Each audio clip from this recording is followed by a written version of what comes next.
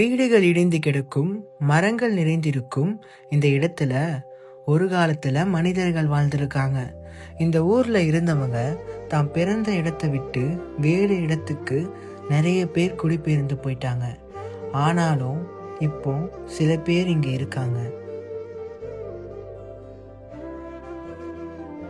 தண்ணி இல்லாமல் தயாந்தா குளிக்காம வந்து நம்ம கிடக்கு. துணிமணியெல்லாம் அம்புட்டும் குமுத்து கிடக்கு.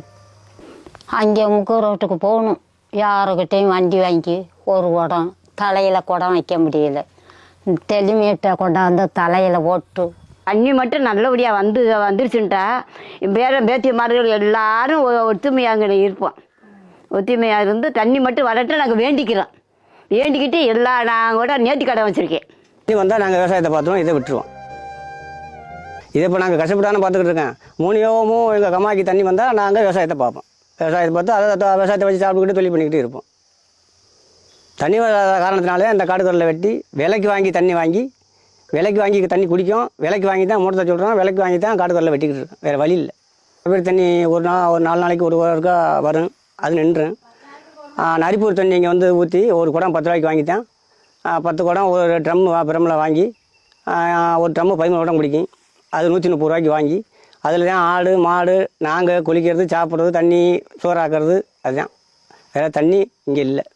தண்ணி இல்லாமல் போனதுக்கு மரங்கள் அதிகமாக இல்லை, வெறும் காட்டுக்கருவல்கள் தான் இருக்குது.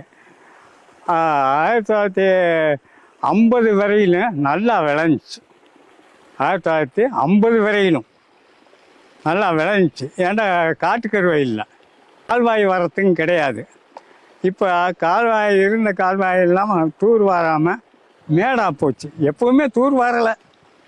கால்வாண்டு பேருக்கு தான் கால்வாண்டு இருந்துச்சு ஒழியா தூர் வாரி அரசில் மக்களுக்கு நல்லதை செய்யவில்லை. அது என்ன காரணமோ எனக்கு புரியலை. இந்த காட்டுக்கருவை என்னமோ கார்பன் டை ஆக்சைடை ஆக்சிஜனை கிரகிச்சு கார்பன் டை ஆக்சைடை வெளிவிடுதான். அதனால மழை இல்லை அப்படின்னு சொல்கிறாங்க. அப்போ ஏன் காட்டுக்கருவையில் விதைச்சாரு காமராஜர்? அது எங்களால் புரிஞ்சுக்கிற முடியல. நல்லதுக்கு விதைச்சாரா கெட்டதுக்கு விதைச்சாரான்னு தெரியல. ஆனால் இப்போ ஜனங்கள் அதை வெட்டி நிறையா பேர் பிழைக்கிறாங்க. ஆனால் விவசாயம் அது இருக்கிற இடத்துல ஒரு விவசாயமும் வராது. விவசாயம் ரொம்ப பாதிக்கப்படுது காட்டுக்கருவை இருக்கிறதுனால.